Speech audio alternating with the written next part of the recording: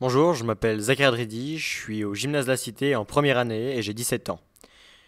Je suis au POP et au jeune POP depuis maintenant 2 ans et puis je suis aussi militant dans la coordination vaudoise de la grève du climat et dans d'autres associations. Je suis très inquiet actuellement, notamment par la crise climatique actuelle, c'est pourquoi je m'engage euh, assidûment à l'intérieur de la grève du climat. Les différents parlements en Suisse, que ce soit dans les cantons, dans les villes, ont reconnu l'urgence climatique et ça démontre bien qu'actuellement, nous sommes dans un système qui ne fonctionne pas avec des politiciens et des partis qui ont des programmes qui ne mènent à rien.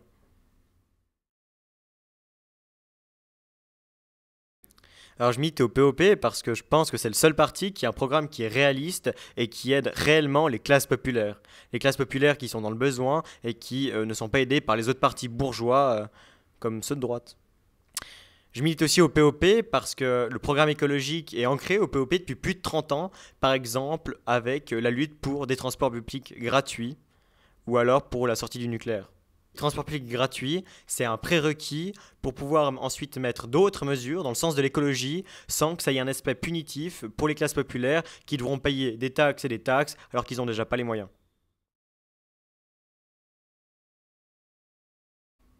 Alors, il y a eu ce mouvement de grève du climat en Suisse qui est né à peu près le 30 novembre dernier avec la coordination nationale qui s'est montée. Et puis, il y a eu de nombreuses manifestations, comme la première grève qui a eu lieu le 18 janvier. Et puis ensuite, d'autres grèves et manifestations, comme par exemple la manifestation du 6 avril ou la manifestation du 15 mars. La manifestation du 15 mars a, elle, été la première manifestation où l'État a montré un premier signe de répression. Pour rappel des faits, il y a eu une action d'un certain nombre de militants de rentrer dans les locaux de retraite populaire pour y revendiquer le fait que retraite populaire cesse d'investir l'argent public dans les énergies fossiles et dans les énergies sales. Suite à cela, il y a eu des échanges intérieurs avec le PDG de Retraite Populaire qui nous expliquait qu'ils avaient déjà un programme qui était très bien, tout un tas de choses qui ne nous convenaient pas. Alors nous nous sommes assis à l'intérieur de retraite populaire en expliquant nos revendications, c'est-à-dire qu'on aimerait que les fonds publics cessent d'être investis dans les énergies fossiles. Et puis suite à cela, nous avons été sortis par la police.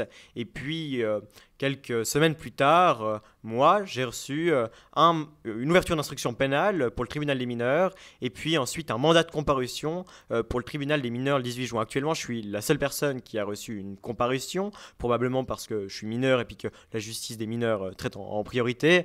Mais cette répression va s'abattre aussi sur la vingtaine d'autres personnes qui étaient assises aussi dans les locaux de retraite populaire pour porter les mêmes revendications.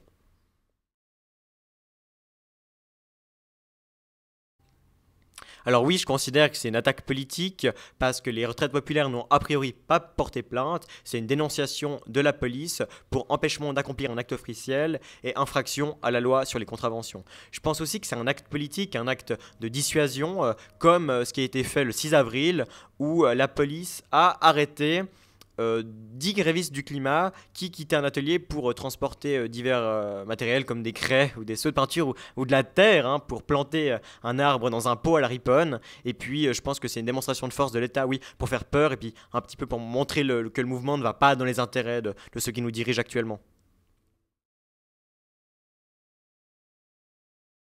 Alors, suite à une pétition qui a été déposée au Grand Conseil par le collectif de la grève du climat, il y a eu une première rencontre qui a été organisée avec le Conseil d'État, qui nous a d'abord reçus quelque peu impoliment, en nous disant que nous étions des jeunes utopistes, et puis qu'ils nous soutenaient, mais que malheureusement ils ne pouvaient rien faire parce que les parlements étaient infestés de lobbies, et puis qu'il n'y avait que les mesures non contraignantes qui pouvaient passer, et puis qu'aussi il fallait pas toucher au confort des gens parce que sinon bah, ça faisait perdre de l'électorat.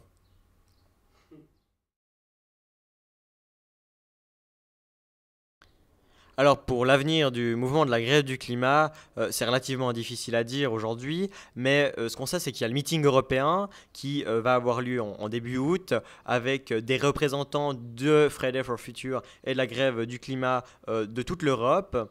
c'est-à-dire d'Ukraine, d'Espagne, de Norvège, de Suède, de Suisse, de partout.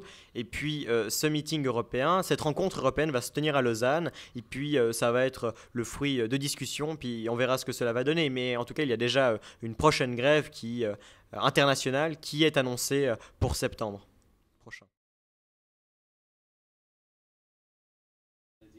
Alors si je me présente au Conseil national, c'est parce que souvent les gens disent que les jeunes ne savent qu'écrire sur leur smartphone ou qu'ils ne savent que descendre dans la rue pour porter des revendications utopistes. Mais si je me présente aujourd'hui au Conseil national, c'est pour pouvoir mettre en pratique ces revendications concrètes que porte le POP depuis plusieurs années, notamment pour l'écologie populaire, et puis aussi pour mettre en œuvre les revendications concrètes que d'autres mouvements peuvent porter qui vont dans l'intérêt général. Par exemple, un chiffre qui est relativement important et à retenir, 100 des plus grandes multinationales dans le monde, c'est 71% des émissions de gaz à effet de serre mondiales. Et ça, c'est quelque chose qui doit cesser. On doit s'attaquer aux vrais responsables, et les vrais responsables, c'est les multinationales.